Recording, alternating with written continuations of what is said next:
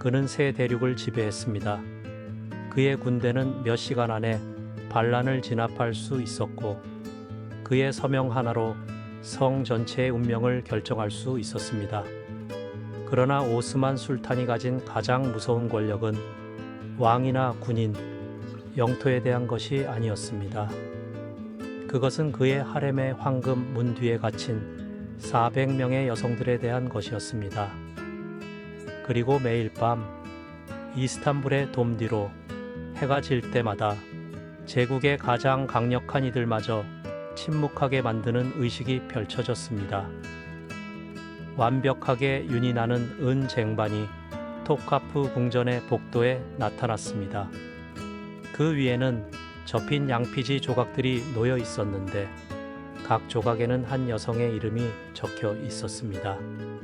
직함도 지위도 없었습니다. 오직 이름뿐이었습니다. 술탄의 손가락이 공중에 떠 있었고 섬뜩한 침묵의 순간이었습니다. 그러고 나서 그가 선택했습니다.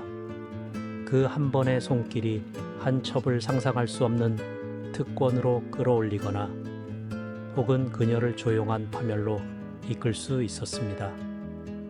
왜냐하면 선택받는 것은 영광이 아니었기 때문입니다. 그것은 선고였습니다. 영광으로 끝나거나 망각으로 사라질 수 있는 비단 침대에서의 하룻밤이었습니다. 무시무시한 진실은 모든 친밀한 만남이 낭만적이지 않았다는 것이었습니다. 그것은 정치적이었습니다. 닫힌 문 뒤에서는 그 어떤 전장보다 더 높은 판돈이 걸려 있었습니다. 술탄의 욕망은 제국의 전략, 혈통, 생존과 얽혀 있었습니다. 그러나 그 친밀한 순간 이후에 오는 것은 아마도 훨씬 더 충격적이었습니다. 12명의 흑인 황관들, 의례복을 입은 조용한 그림자들, 은술탄과의 시간을 보낸 여성을 둘러쌌습니다. 그들의 존재는 단순히 보호를 위한 것이 아니었습니다. 그들은 관찰자이자 집행자였으며 때로는 사형 집행인이었습니다. 수석 황관이 앞으로 나섰고 그의 목소리는 거의 속삭임에 불과했지만 왕조의 무게가 담긴 질문을 던졌습니다. 씨앗을 보존해야 합니까? 그 한 문장이 그 여성의 운명을 결정했습니다. 술탄의 조용한 아니오는 단순히 거절이 아니었습니다. 그것은 잔혹한 과정을 시작했습니다. 차갑고 임상적이며 임신의 가능성을 없애기 위해 고안된 과정이었습니다. 궁정 의사들의 대를 이어 전해진 의학 지식이 무기화되었습니다. 시술은 건강을 위해서가 아니라 통제를 위해 행해졌습니다. 불과 몇 분 전까지 황제의 총애를 받던 그녀의 몸은 강제 추출을 위한 전장이 되었고 연민을 모르는 손에 의해 그녀의 존엄성은 박탈당했습니다. 그러나 그것조차도 최악의 가능성은 아니었습니다. 톱카프의 어두운 복도 안에서 허락 없는 임신은 가장 큰 위반이었습니다. 무단 임신은 황실 혈통에 대한 위협, 신성한 피해 오염으로 간주되었습니다. 그리고 그 처벌은 떨리는 입술로 속삭여지는 공포, 자루, 추발크즈, 자루 처벌은 돌과 함께 무거운 가죽 자루의 산채로 꿰매어져 보스포루스 해협에 던져지는 것을 의미했습니다. 재판도 경고도 없었습니다. 오직 어둠, 물, 그리고 침묵뿐이었습니다.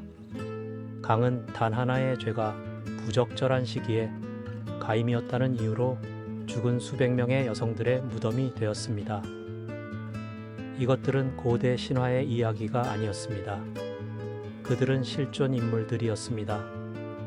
잊혀진 딸들, 빼앗긴 아내들, 유배된 젊은 여성들, 술탄의 축복 없이 술탄의 씨앗을 품었다는 이유로 차가운 물속에서 삶을 마감한 이들이었습니다. 심지어 월경도 치명적일 수 있었습니다. 만약 한 여성이 월경주기 중 이슬람 법에서는 의례적으로 불결하다고 여겨지는 시기에 선택되었고, 술탄이 피를 발견했다면 그녀의 운명은 즉시 바뀔 수 있었습니다. 잘해야 그녀는 제쳐두어지고 다시는 부름을 받지 못했습니다. 최악의 경우 그녀는 비단으로 목이 졸려 죽었고, 깨끗하고 조용하게 궁전의 대리석 바닥에 아무런 흔적도 남기지 않았습니다. 이 시스템의 계산은 섬뜩할 정도로 정확했습니다. 400명의 여성들이 황실 하렘에 들어왔습니다. 아마도 10명 정도만이 자식을 낳았을 것입니다. 아마도 3명 정도만이 노년을 볼 수 있을 만큼 오래 살았을 것입니다. 나머지들은 침묵 속에 사라졌습니다. 지금은 공작들이 돌아다니는 정원과 안뜰 아래에 잊혀졌습니다. 그러나 한 여성, 단 한 명의 여성, 이 잔혹한 방정식을 다시 썼습니다. 우크라이나 평원에서 끌려와 이 황금 감옥에 갇힌 한 노예 소녀는 모든 규칙을 깨고 그들 모두 위에 우뚝 섰습니다. 그녀의 이름은 록셀라나였습니다. 그리고 그녀의 이야기는 행운이 아니라 가차없는 지성, 완벽한 타이밍, 그리고 불가능한 용기의 이야기였습니다. 오스만 제국의 황실 하렘은 서구에서 한때 상상했던 비단과 노래의 천국이 아니었습니다. 그것은 야망의 미로이자 수세기에 걸쳐 다듬어진 통제 기계였으며, 여성의 가치가 가장 치명적인 생존 게임을 얼마나 잘하는지에 따라 결정될 수 있는 잔혹한 위계 질서였습니다. 화려한 가리개와 보석 박힌 타일 뒤에는 신뢰나 애정이 아니라 피, 권력, 그리고 두려움 위에 세워진 보이지 않는 피라미드가 놓여 있었습니다. 그 모든 것의 정점에는 제국에서 가장 강력한 여성, 발리데 술탄, 이 바리데 술탄의 어머니, 이 있었습니다. 그녀는 대제상에 필적하는 영향력을 행사했으며, 막대한 부를 관리하고 결혼을 결정했으며, 한 번의 몸짓으로 생명을 끝낼 수 있는 말없는 힘을 가졌습니다. 그녀가 하렘의 어떤 여성을 싫어한다면 그 여성은 사라졌을 것입니다. 그녀가 어떤 여성을 총애한다면 그 여성의 삶은 하룻밤 사이에 변할 수 있었습니다. 그녀 아래에는 흑인 환관들의 수장인 크슬랄 아하스가 있었는데, 그는 술탄에게의 접근을 통제하고 하렘의 규율을 가차없는 정확성으로 집행했습니다. 남성성을 박탈당했음에도 불구하고 이 황관들은 무력하지 않았습니다. 오히려 그 반대였습니다. 그들은 궁정 정치의 은밀한 힘이었으며, 무역로를 관리하고 종교 재단을 운영했으며, 일부 지방관들보다 더 많은 부를 소유했습니다. 그들은 오직 술탄에게만 보고했습니다. 그리고 어떤 경우에는 심지어 그에게조차 완전히 보고하지 않았습니다. 그러나 이 엘리트 집단 아래에는 제국 전역과 그 너머에서 끌려온 수백 명의 여성들이 있었습니다. 체르케스, 조지아, 우크라이나, 발칸 반도에서 훔쳐오거나 팔려온 어린 소녀들, 그들은 카리엘렐, 12세에서 16세 사이의 노예 소녀들이었으며, 톱카프 궁전에 도착하여 떨었고, 과거는 지워졌고, 미래는 낯선 사람들의 변덕에 묶여 있었습니다. 카리에의 삶은 연약했습니다. 그녀는 아무 이유 없이 버려지거나 지성, 침착함, 그리고 가차없는 복종을 보인다면 위계 질서를 올라갈 수 있었습니다. 뛰어난 재능을 보인 이들은 히즈메트치, 흰매치로 승진하여 상위 계급의 여성들을 섬기며 시, 자수, 음악, 궁정 예절의 기술을 배웠습니다. 모든 몸짓, 모든 말은 완벽해야 했습니다. 그리고 완벽함조차도 안전을 보장하지 못했습니다. 만약 그녀가 술탄의 눈에 띄었다면 그녀의 아름다움, 타이밍, 그리고 태도가 완벽하게 맞아떨어졌다면 그녀는 이ቅ발, 즉 총애받는 여성이 될 수 있었습니다. 그러나 이 새로운 지위는 편안함이 아니라 끊임없는 불안을 가져왔습니다. 그녀는 다시 부름을 받을 것인가? 아니면 아침에 잊혀질 것인가? 그녀의 이름은 은쟁반으로 돌아갈 것인가?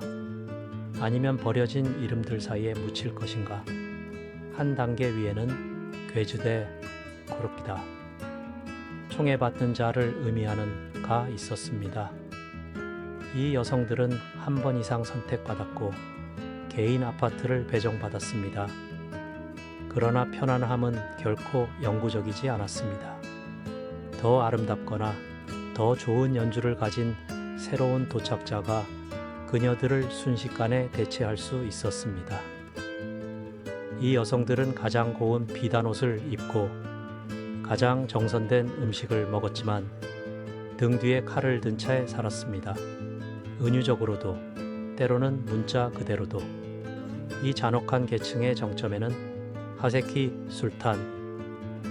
술탄이 있었습니다. 그녀는 상상할 수 없는 일을 해냈습니다. 술탄에게 아들을 낳아주었습니다. 그 단 하나의 행동으로 그녀는 거의 왕족에 준하는 지위로 승격되었습니다. 그녀는 궁정 결정에 영향을 미치고 술탄의 귀의 정책에 대해 속삭이며 동맹을 맺고 적을 파괴할 수 있었습니다.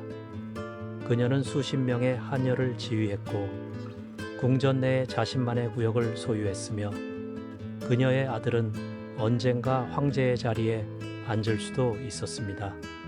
그러나 이 가장 높은 지위조차도 족쇄를 동반했습니다. 모든 숨결, 모든 시선, 모든 총애는 신중하게 관리되어야 했습니다. 질투심 많은 경쟁자들이 그림자 속에 숨어 있었습니다. 발리데 술탄은 여전히 그녀에게 등을 돌릴 수 있었습니다. 그리고 술탄의 관심이 식으면 그녀는 하룻밤 사이에 모든 것을 박탈당할 수 있었습니다.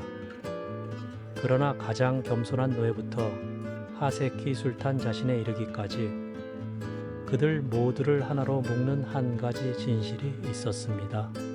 그들 중 누구도 자신의 운명을 통제할 수 없었습니다. 그들의 미래는 한 남자의 예측, 불가능한 기분에 달려 있었습니다. 술탄의 한 번의 시선이 한 소녀를 권력으로 끌어올리거나 평생의 무명으로 단죄할 수 있었습니다. 이것은 제국 안의 제국이었습니다. 400명의 여성들, 각자는 얼굴을 잃고 총애를 조작하고 불가능한 역경 속에서 생존하도록 훈련받았습니다. 그들은 칼로 싸우지 않았습니다. 침묵, 부드러움, 그리고 정확성으로 싸웠습니다.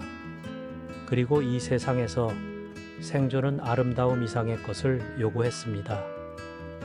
그것은 전략, 인내, 그리고 온화한 미소 뒤에 야망을 숨길 수 있는 능력을 요구했습니다. 무해진의 밤 기도가 보스포루스 해협 너머로 울려 퍼지는 동안 궁궐 안에서는 조용한 의식이 시작되었습니다. 그것은 숭배의 의식이 아니라 두려움의 의식이었습니다. 그 여인이 술탄의 방에 발을 들여놓기도 전에 그녀의 운명을 결정할 의식이었습니다. 수석 관관인 크즐라르 아하스가 칼날처럼 번쩍이는 쟁반을 들고 그림자 속에서 나타났습니다. 그 위에는 작은 양피지 조각들이 여성들의 이름을 담고 있었는데 각 조각은 봉인되기를 기다리는 운명이었습니다. 그것은 복권이 아니었습니다. 각 이름은 정치적 무게를 가졌습니다. 한 여성을 선택하는 것은 동맹을 강화하고 충성스러운 파벌에 보상하거나 경쟁 그룹 간의 권력 균형을 맞출 수 있었습니다. 쟁반 위를 맴도는 술탄의 손가락은 욕망보다는 계산에 가까웠습니다. 그날 밤 누가 가장 유용할까?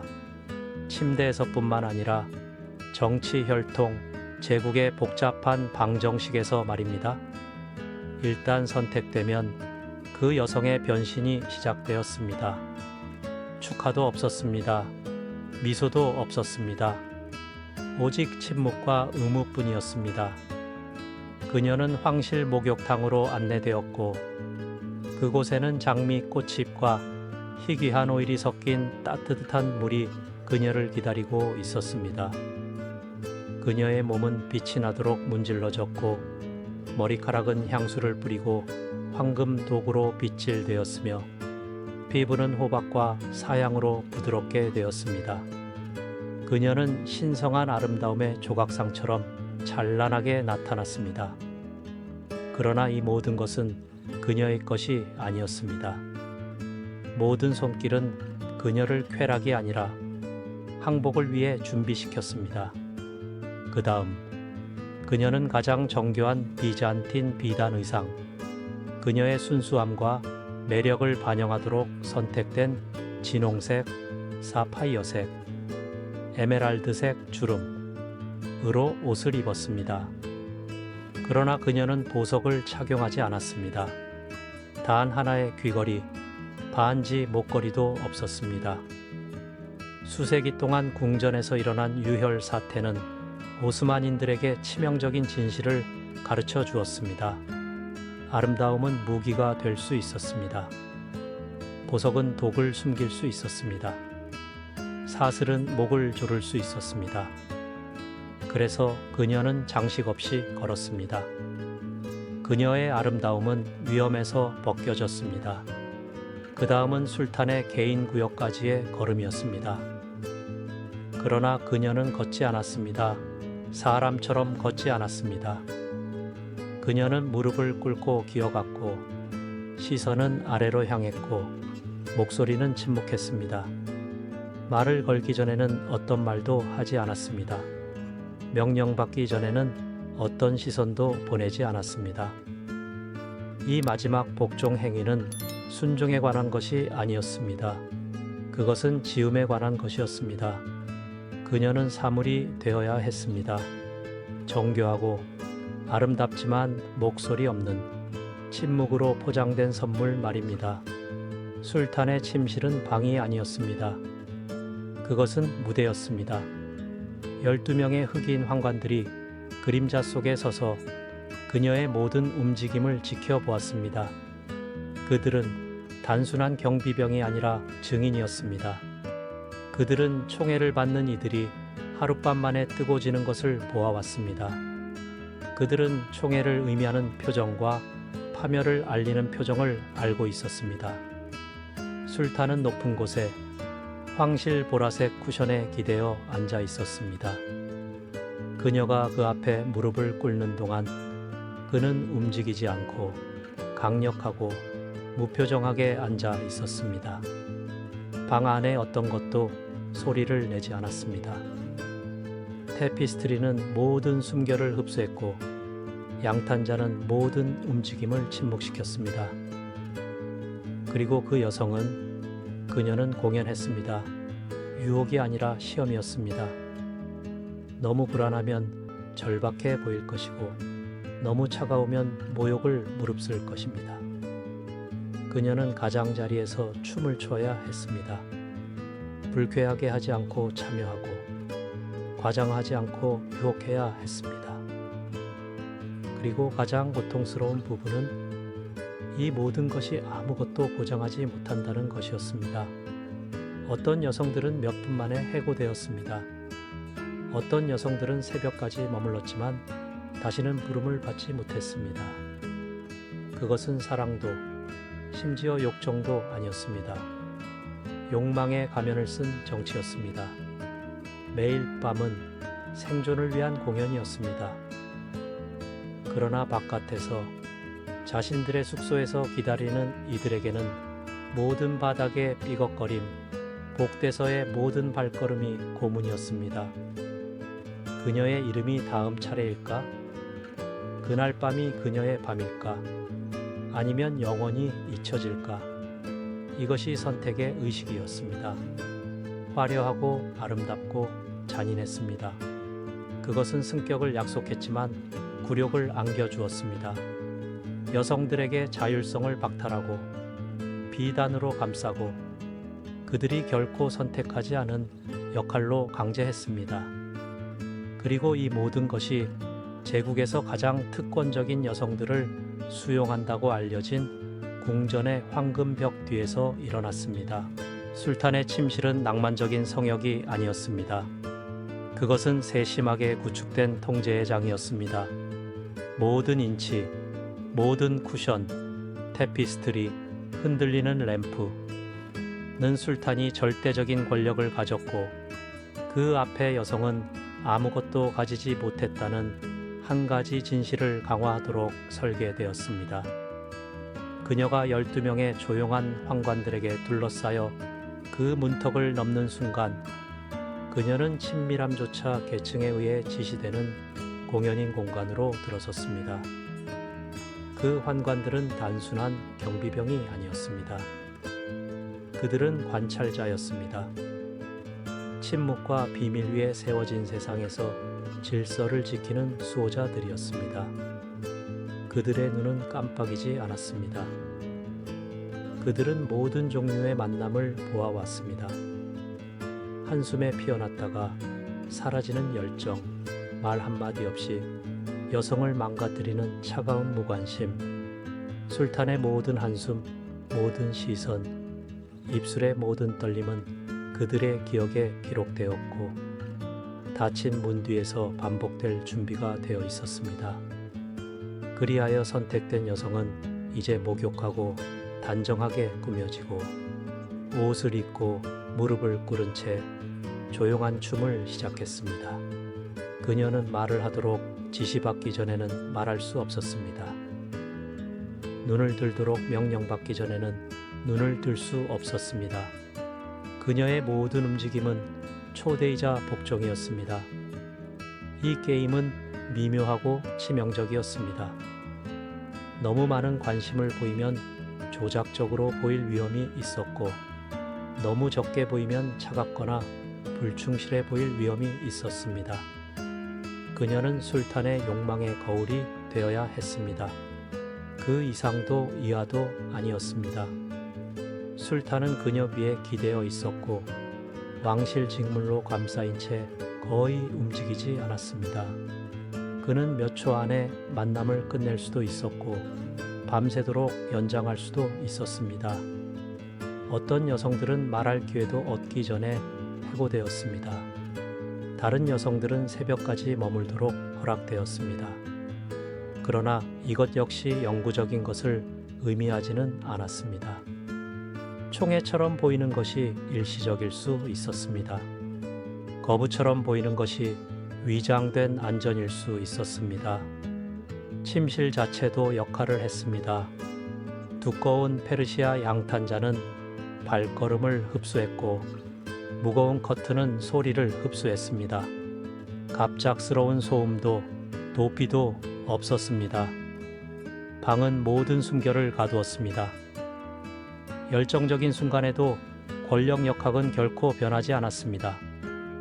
술탄은 항상 위에 쿠션에 기대어 있었고 그녀는 항상 아래에 무릎을 꿇은 차에 시각적으로, 육체적으로, 영적으로 있었습니다. 이 공간에서 여성의 생존은 글을 읽는 능력, 그가 표현하기도 전에 그의 욕망을 느끼는 능력에 달려 있었습니다. 그녀는 뻔뻔함 없는 열정, 친밀함 없는 따뜻함을 제공해야 했습니다. 제자리를 벗어난 손길, 너무 이른 말, 너무 오래 머무는 시선, 이 중 어느 하나라도 총애를 파멸로 바꿀 수 있었습니다. 두 번째 기회는 없었습니다. 변명도 없었습니다. 오직 결과뿐이었습니다. 그리고 술탄의 변덕이 그녀의 즉각적인 운명을 결정했지만 환관들은 그녀의 미래를 결정했습니다. 이 사람들은 어떤 여성이 강력한 가문을 가졌는지, 어떤 파벌이 강화되어야 하는지, 어떤 동맹이 상속인을 통해 맺어질 수 있는지를 알았습니다. 그들의 침묵은 결코 비어있지 않았습니다. 그것은 무게를 가졌습니다. 그들은 칭찬이나 의심을 똑같이 쉽게 보고할 수 있었습니다. 환관이 속삭인 한마디가 한 여성의 운명을 바꿀 수 있었습니다. 호화로움으로 또는 유배로. 그러나 가장 가혹한 규칙은 무엇이었을까요? 단 한 명의 여성만이 술탄의 침대에서 밤새도록 머물 수 있었습니다. 하세키 술탄, 차세키 술탄. 그에게 아들을 낳아준 여성. 다른 모든 여성들은 아름다움이나 화학 반응과 상관없이 결국 해고되었습니다. 이른 시간에 환관들의 부드러운 발소리가 돌아왔을 때 그들은 침입자가 아니라 하렘의 어떤 것도 진정으로 그녀의 것이 아니라는, 심지어 친밀함의 밤조차도 것을 상기시키는 존재로 찾아왔습니다. 이러한 미묘한 신호들은 하렘 전체에 울려 퍼지는 메시지를 보냈습니다. 한 여성이 얼마나 오래 머물렀는지, 그녀가 어떻게 호위되어 나갔는지, 그녀의 비단 가운이 교체되었는지 여부. 모든 세부사항은 다른 여성들에게 경전처럼 해석되어 누가 승격하고 누가 몰락했는지를 드러냈습니다. 심지어 이곳 술탄 권력의 중심부에서도 친밀함은 감시가 되었습니다. 애정은 정치가 되었습니다. 욕망은 제국 통제의 또 다른 도구가 되었습니다. 그리고 여성은 아무리 똑똑하고 침착하며 사랑받았더라도 끊임없이 관찰하고 계산하고 판단하는 시스템에서 일시적인 조각으로 남아 있었습니다. 이것은 사랑 이야기가 아니었습니다. 유혹처럼 보이도록 각본이 짜인 생존 이야기였습니다. 술탄의 숨소리가 잦아들고 침실의 침묵이 다시 찾아들자 새로운 의식이 시작되었습니다. 이전의 어떤 것보다 어둡고 차갑고 파괴적인 의식이었습니다. 그림자 속에서 수석 환관이 앞으로 나섰고 하렘의 모든 친밀한 순간에 걸려있는 질문을 던졌습니다. 씨앗을 보존해야 합니까? 그것은 낭만의 문제도 의학적 필요의 문제도 아니었습니다. 그것은 권력의 문제였습니다. 술탄의 대답, 예 또는 아니요, 는 그 앞에 여성이 언젠가 상속인의 어머니가 될 수 있을지, 아니면 될 수도 있었던 것의 그림자에 영원히 갇힐지를 결정했습니다. 무예는 유산을 향한 문을 열었습니다. 아니오는 침해로 이어졌습니다. 만약 술탄이 아니오라고 말하면 방금 겪은 친밀함으로 여전히 얼룩진 여성의 몸은 임상적 말소의 장소가 되었습니다. 환관들은 세대에 걸쳐 전수된 기술을 훈련받은 궁정 의사들을 불렀습니다.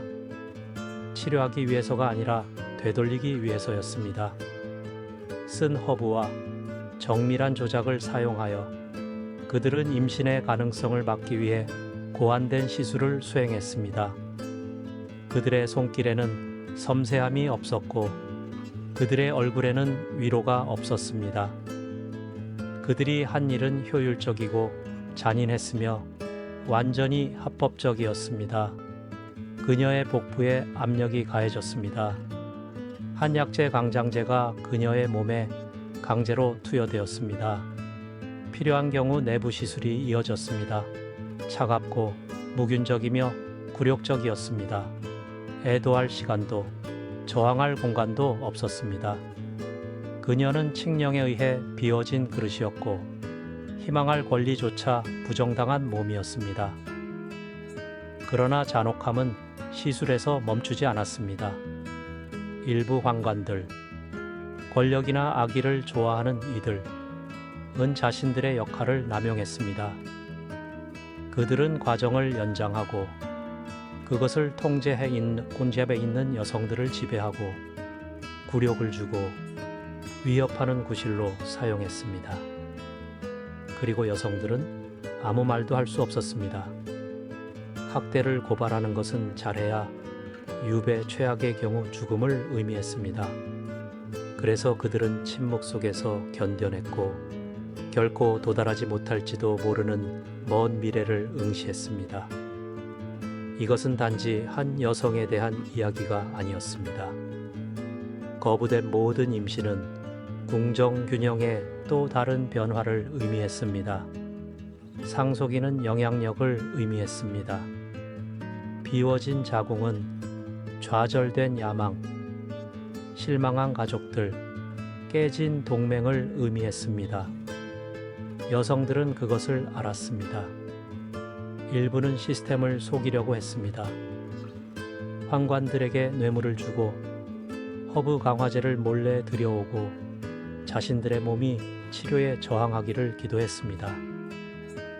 다른 이들은 장기적인 게임을 했습니다. 총애와 비밀스러운 약속을 제공하며 언젠가 기억되고 보상받을 것이라는 희망을 걸었습니다.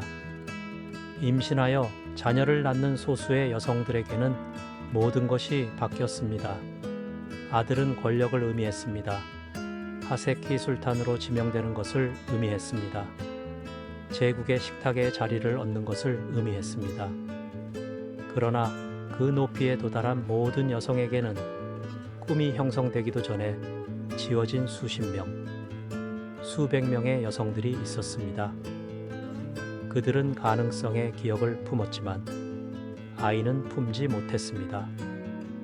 그들은 술탄의 손길, 희망의 속삭임, 그리고 모든 것을 빼앗아간 손을 기억했습니다.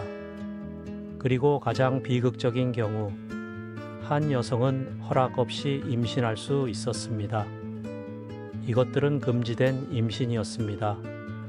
시스템에 도전하는 임신이었습니다. 그들에게는 자비의 여지가 없었습니다.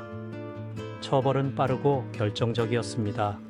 자루, 돌이 든 무거운 가죽 자루, 그 안에 산채로 꿰매어진 여성, 밤의 장막 아래 보스포루스 해협에 던져진 그녀의 몸, 달이 유일한 증인이었습니다. 그녀의 이름은 지워졌습니다. 그녀의 아들은 울기도 전에 침묵당했습니다. 이것은 처벌이 아니었습니다. 그것은 말살이었습니다.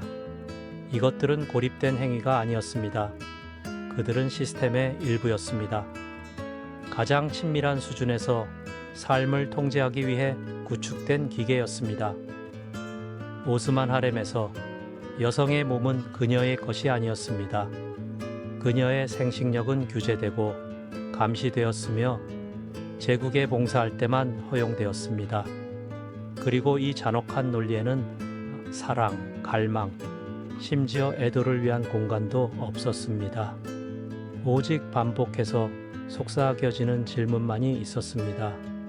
씨앗을 보존해야 합니까? 그리고 감정 없이 전달된 대답은 제국을 형성하고 생명을 끝내며 한 여성이 승격할지 아니면 사라질지를 결정했습니다.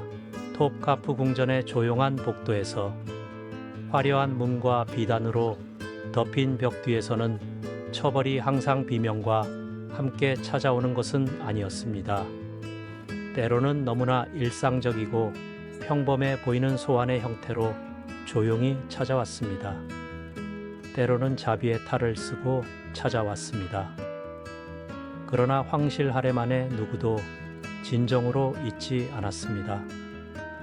그곳은 성격이 아니었습니다. 그것은 황금 감옥이었습니다. 그리고 제국이 한 여성을 사라지게 하려 할 때 흔적도 없이 그렇게 했습니다. 가장 두려웠던 처벌은 보호두르마, 비단끈으로 목을 조르는 것이었습니다. 피도 흔적도 증인도 없었습니다. 유죄 판결을 받은 여성은 밤의 술탄에게 소환된다고 믿으며 불려왔습니다. 그러나 그녀는 대신 수석 사형 집행인과 그의 무기를 만났습니다. 벨벳처럼 매끄럽고 연기처럼 조용한 비단끈. 순식간에 그녀는 사라졌습니다. 소리 없이, 얼룩 없이. 그녀의 몸은 제거되었고 그녀의 이름은 다시는 언급되지 않았습니다. 이 방법은 단순히 전통이 아니라 계산된 것이었습니다. 오스만 법은 궁전 내에서 왕족의 피를 흘리는 것을 금지했습니다. 목 조르기는 질서의 모습과 자비의 환상을 모두 보존했습니다. 그러나 그것은 자비가 아니었습니다. 그것은 효율적인 제거였습니다. 수십 명, 아마도 수백 명의 여성들이 이런 식으로 사라졌습니다.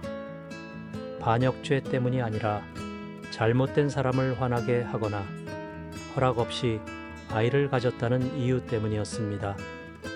처형을 당할 정도는 아니었지만 에스키사라의 예스키사라의 구궁전으로 가는 이들도 있었습니다. 한때 왕실 거주지였던 이곳은 유배지가 되었습니다. 느린 죽음의 장소였습니다. 그곳으로 보내진 여성들은 축축하고 낡은 방에서 살았으며 부족한 배급을 먹고 누더기를 입었습니다. 이들은 낯선 소녀들이 아니었습니다. 많은 이들이 비단을 입었고 술탄의 손길을 받았으며 어머니가 될 꿈을 속삭였습니다. 이제 그들은 희미해진 복도를 걸으며 스스로에게 말했고 제국에 의해 잊혀졌습니다. 일부는 미쳐갔습니다. 다른 이들은 환상을 만들었습니다. 자신들이 다시 총애를 받고 다시 소환되고 기억될 것이라는 이야기들. 그러나 에스기사라에서 돌아온 사람은 아무도 없었습니다.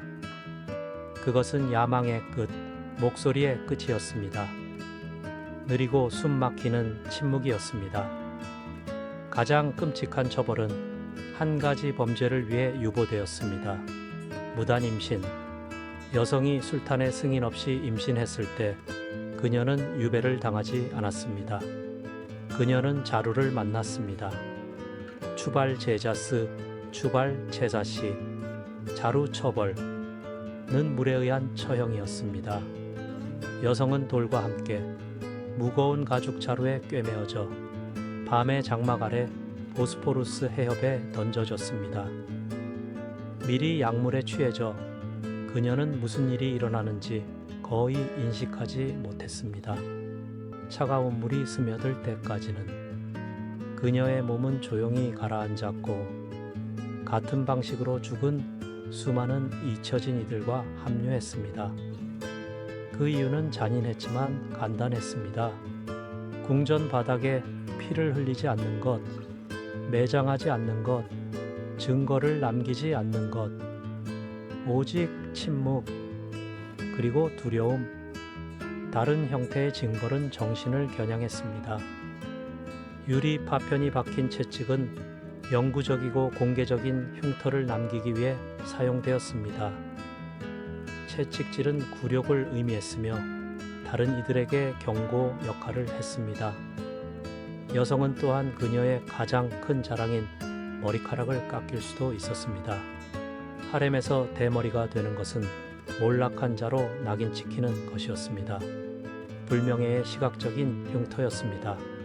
강등은 또 다른 형태의 처벌이었습니다.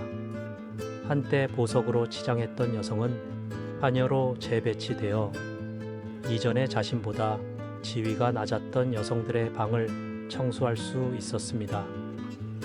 그녀는 양동이를 나르고 바닥을 닦고 자신이 입었던 비단 옷을 빨았습니다.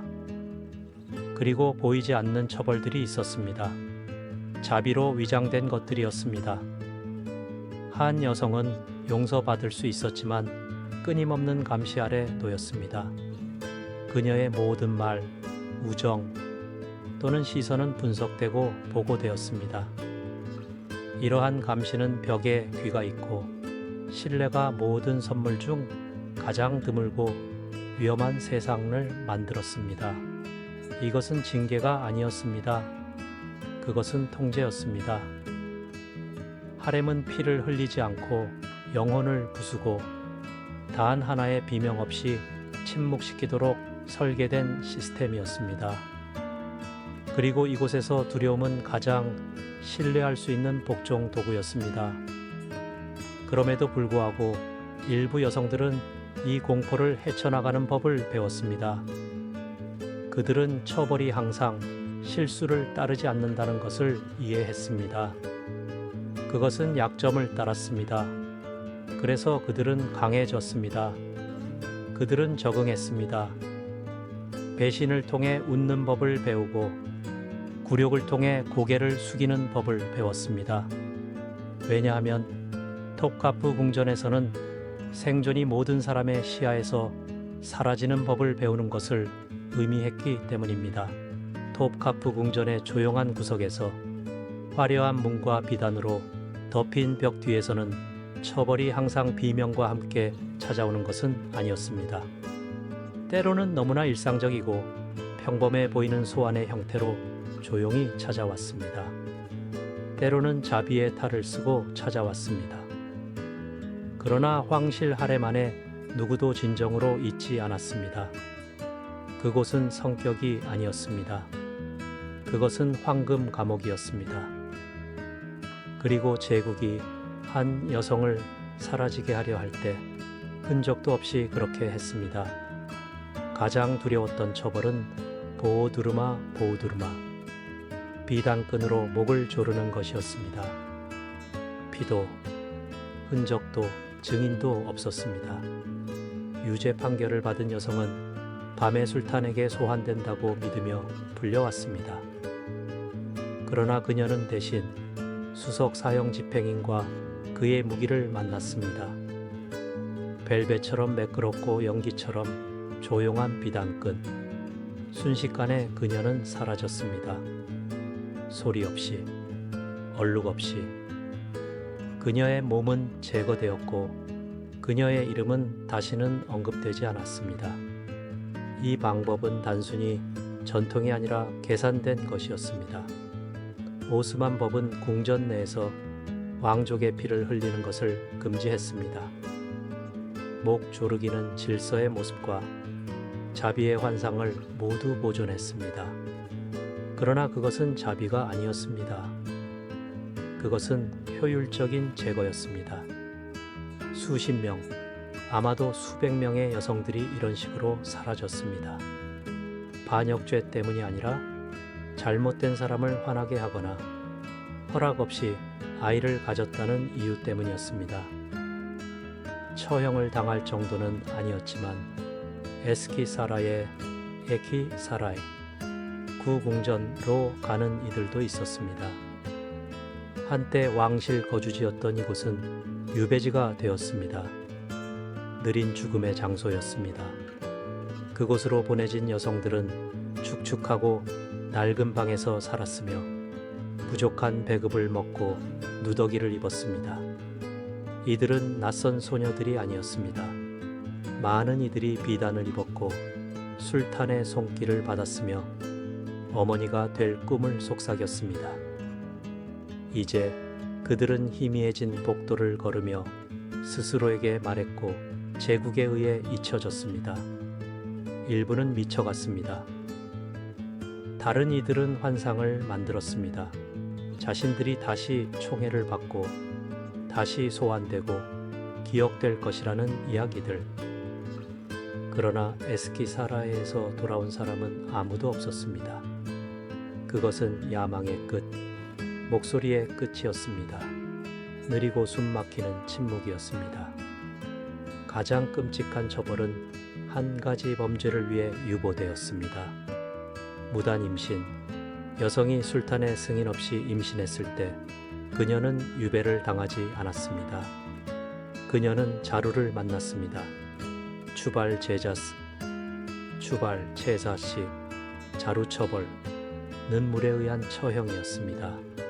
여성은 돌과 함께 무거운 가죽 자루에 꿰매어져 밤의 장막 아래 보스포루스 해협에 던져졌습니다.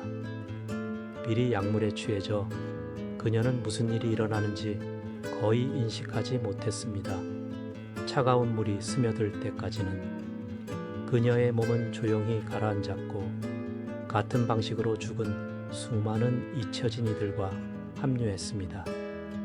그 이유는 잔인했지만 간단했습니다. 궁전 바닥에 피를 흘리지 않는 것, 매장하지 않는 것, 증거를 남기지 않는 것, 오직 침묵, 그리고 두려움. 다른 형태의 징벌은 정신을 겨냥했습니다. 유리 파편이 박힌 채찍은 영구적이고 공개적인 흉터를 남기기 위해 사용되었습니다. 채찍질은 굴욕을 의미했으며 다른 이들에게 경고 역할을 했습니다. 여성은 또한 그녀의 가장 큰 자랑인 머리카락을 깎일 수도 있었습니다. 하렘에서 대머리가 되는 것은 몰락한 자로 낙인 찍히는 것이었습니다. 불명계의 시각적인 흉터였습니다. 강등은 또 다른 형태의 처벌이었습니다. 한때 보석으로 치장했던 여성은 하녀로 재배치되어 이전에 자신보다 지위가 낮았던 여성들의 방을 청소할 수 있었습니다. 그녀는 양동이를 나르고 바닥을 닦고 자신이 입었던 비단 옷을 빨았습니다. 그리고 보이지 않는 처벌들이 있었습니다. 자비로 위장된 것들이었습니다. 한 여성은 용서받을 수 있었지만 끊임없는 감시 아래 놓였습니다. 그녀의 모든 말, 우정 또는 시선은 분석되고 보고되었습니다. 이러한 감시는 벽에 귀가 있고 신뢰가 모든 선물 중 가장 드물고 위험한 세상을 만들었습니다. 이것은 징계가 아니었습니다. 그것은 통제였습니다. 하렘은 피를 흘리지 않고 영혼을 부수고 단 하나의 비명 없이 침묵시키도록 설계된 시스템이었습니다. 그리고 이곳에서 두려움은 가장 신뢰할 수 있는 복종 도구였습니다. 그럼에도 불구하고 일부 여성들은 이 공포를 헤쳐나가는 법을 배웠습니다. 그들은 처벌이 항상 실수를 따르지 않는다는 것을 이해했습니다. 그것은 약점을 따랐습니다. 그래서 그들은 강해졌습니다. 그들은 적응했습니다. 배신을 통해 웃는 법을 배우고 굴욕을 통해 고개를 숙이는 법을 배웠습니다. 왜냐하면 톱카프 궁전에서는 생존이 모든 사람의 시야에서 사라지는 법을 배우는 것을 의미했기 때문입니다. 복종을 바탕으로 구축된 세상에서 일부 여성들은 복종하는 것이 아니라 그 이면의 규칙을 숙달함으로써 생존하는 법을 배웠습니다. 오스만 하렘은 억압하기 위해 만들어졌지만 또한 지하 권력 경제를 낳았습니다. 뇌물, 동맹, 약속, 그리고 속삭이는 비지 혈통이나 아름다움보다 더 가치 있는 비밀 시스템이었습니다. 이 숨겨진 세계의 중심에는 환관들이 있었습니다. 후손을 낳을 능력을 박탈당한 그들은 운명의 중개인이 되었습니다.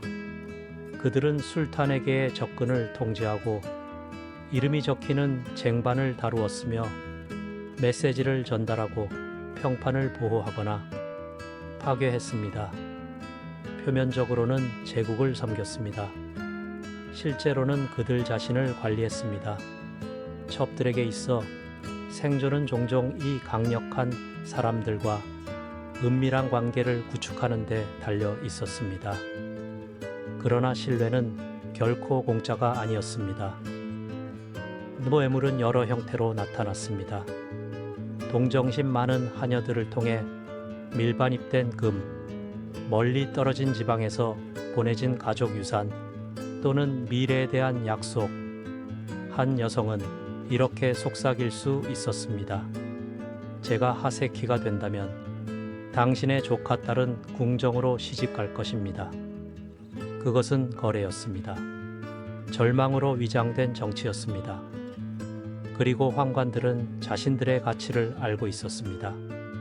일부는 선물을 요구했고 다른 일부는 영향력을 선호했으며 극소수는 평생 동안 거부당했던 것, 친밀함을 추구했습니다.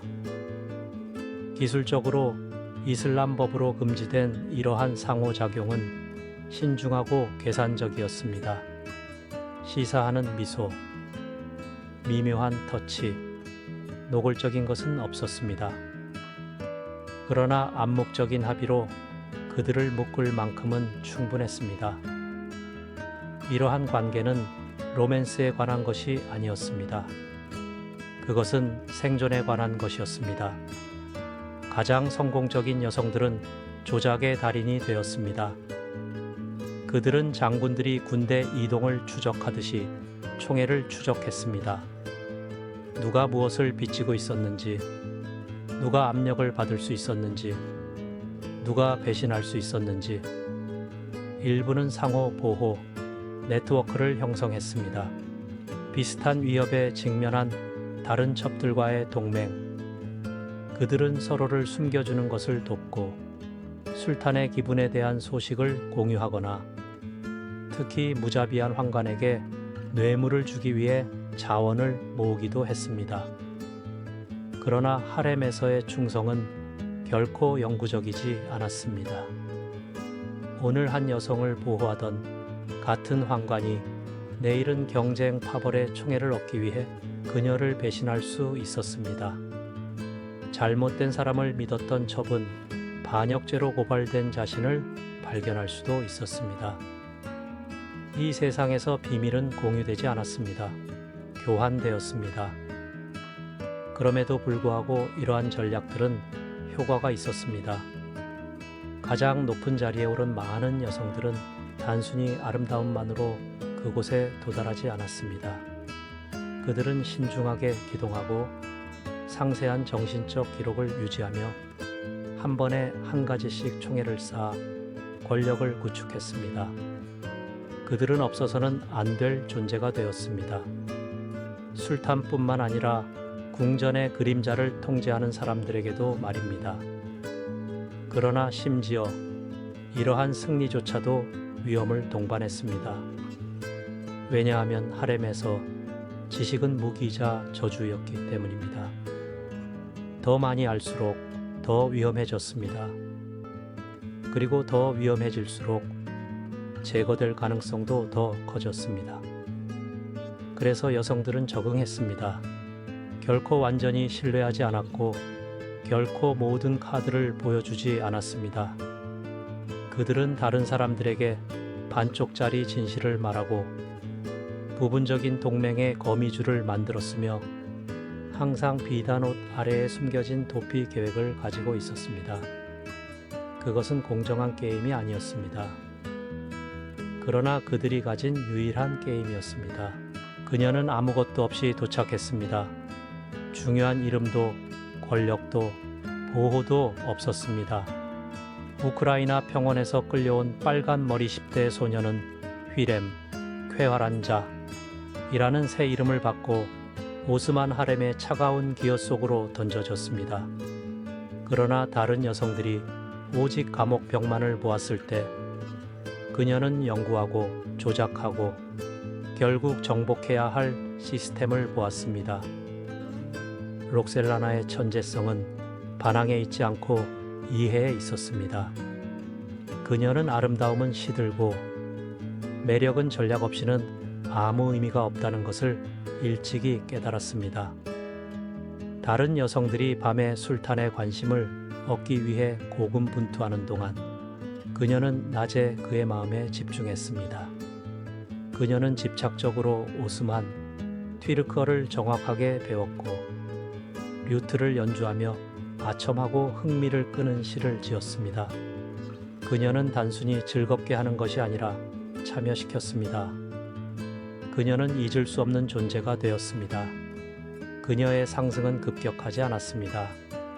그것은 외과적이었습니다. 그녀는 경쟁자들에게 직접적으로 도전하지 않았습니다. 마히데브란의 아름다움을 칭찬하면서도 그녀의 나이를 미묘하게 암시했습니다. 마히데브란의 아들 무스타파를 칭찬하면서도 자신의 아들들이 더 현명하고 더 순종적이라고 포지셔닝 했습니다. 그녀는 결코 위협으로 보이지 않았습니다. 너무 늦을 때까지는 말입니다. 심지어 발리데 술탄인 하프사, 아마도 록셀라나의 가장 큰 장애물이었던 도 결국 경계를 풀었습니다. 록셀라나는 그녀의 이야기를 듣고 그녀의 고향 과자를 만들고 궁정 예절을 완벽하게 따랐습니다. 의심은 관용으로 그리고 애정으로 변했습니다. 그것은 단 한 번의 목소리, 높임 없이 이루어진 심리전의 대가였습니다.